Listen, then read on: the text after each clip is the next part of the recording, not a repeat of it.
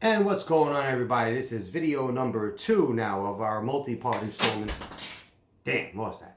Video number 2 of a multi-part installment of, the L&E series, the fusion of law and entertainment. My name is Vinny Maletti. I am the founder, owner, partner, leader, Mag Daddy, everything, God King of Maletti Law. Go to the website at www.malettilaw.com, www.malettilaw.com. Click on this link here, subscribe to this page. It's just going to get better. It's just going to keep growing. This is part of our new drive now for entertainment law. Again, I did not realize how many of you came by.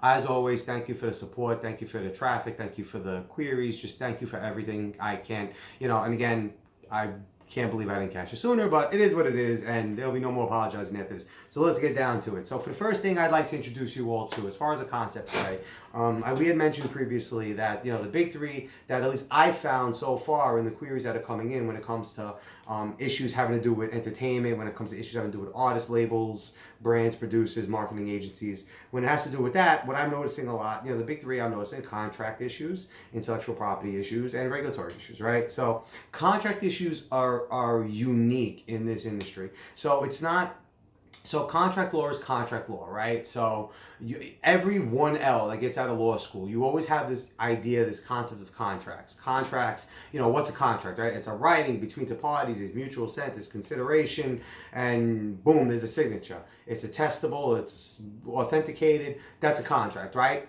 That is not how it works in this industry. I kid you not, that comes so far from it. Matter of fact, this industry, and one of the three things I'm going to speak about today real quickly, just for the purpose of this video, is there's a lot of unique properties for the entertainment industry, right? Especially when it comes to contract issues. Lots of unique properties. One of the most unique properties that I've found is just the amount of conversation, the amount of oral agreements, the amount of oral discussions back and forth, and unsigned writings, and emails, and the amount of informal contract negotiation is tremendous here.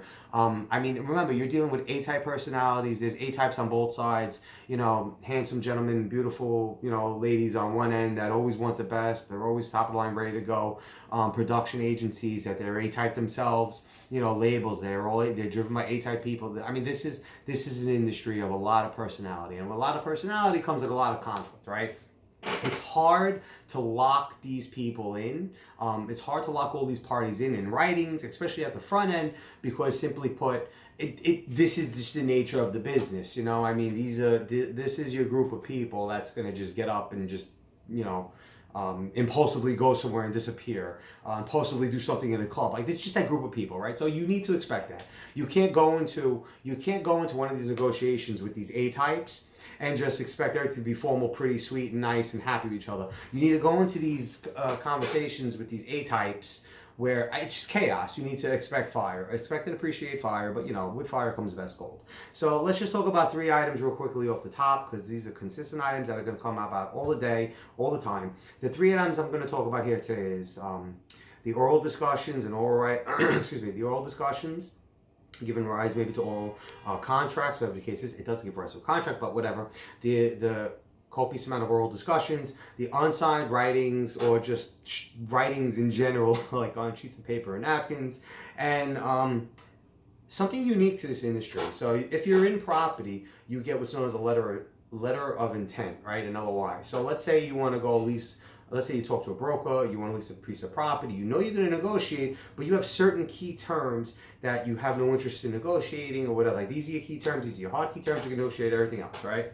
But what happens is during this stage, during this executory stage where you're trying to come up with these ideas for this contract, and just like in property, things change over time, things get lost in translation, and parties tend to lose sight of what they're doing, or they just simply, during the course of negotiation, the initial agreements change, right? So the what's what I'm looking for? The scenario was not the same by the time we're up to day 50 versus day 1. Now it may be different. Now they have different desires, different needs, different wants. Other options may have opened up during this time that have modified and changed things. So the big 3 you're going to find that are very unique to the entertainment industry, it's going to be the oral discussions, that they're rampant.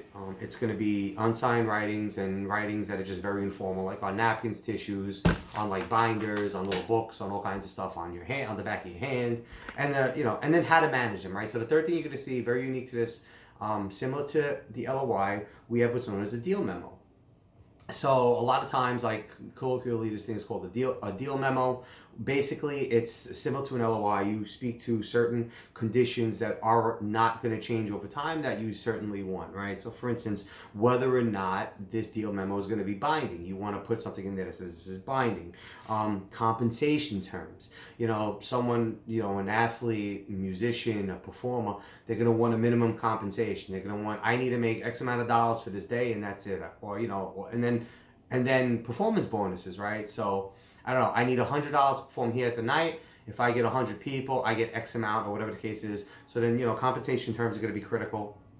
The description of the work performed, that's also very big, right? Are you promising me just a performance inside of a bar? Are you promising me a performance inside of a bar plus promotional materials afterwards? Like what performance are you promising? What work am I expected as the artist, what work am I expected to produce?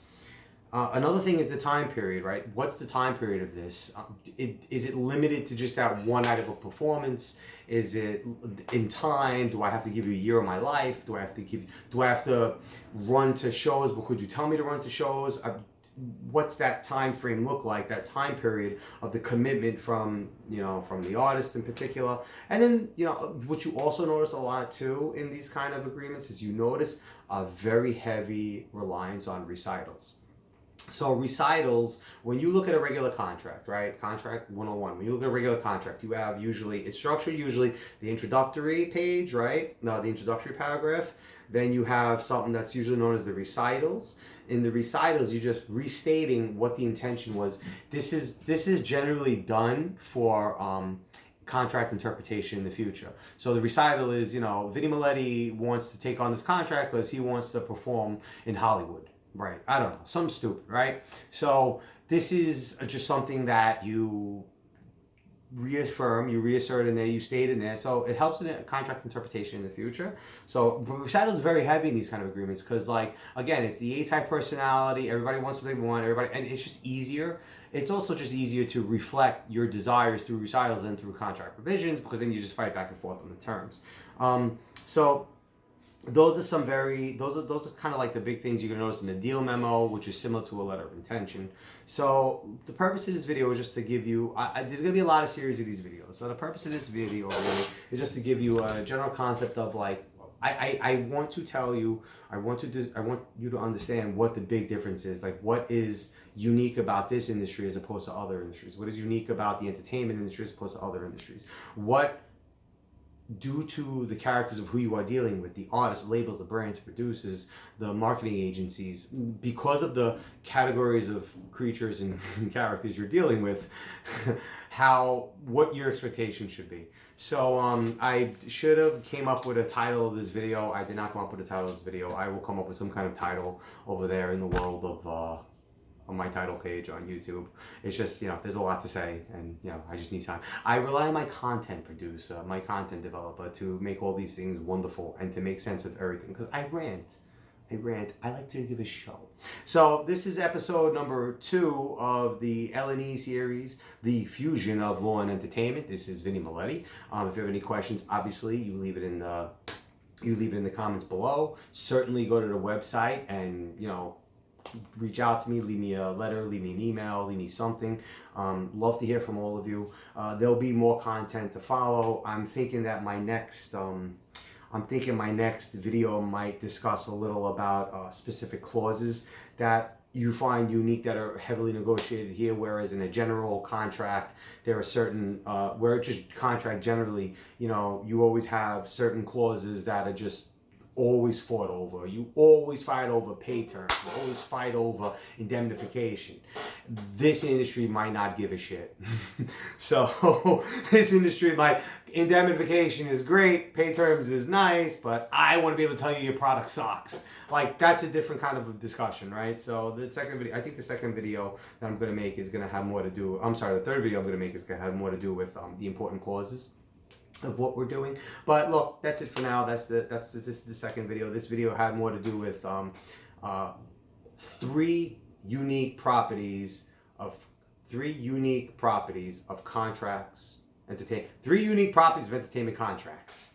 That's it. 3 unique properties of entertainment contracts. All right, everybody, as usual, yours and Laws loves lifts. I love you all. I want to thank you very much for your time. Thank you for all the support all the time.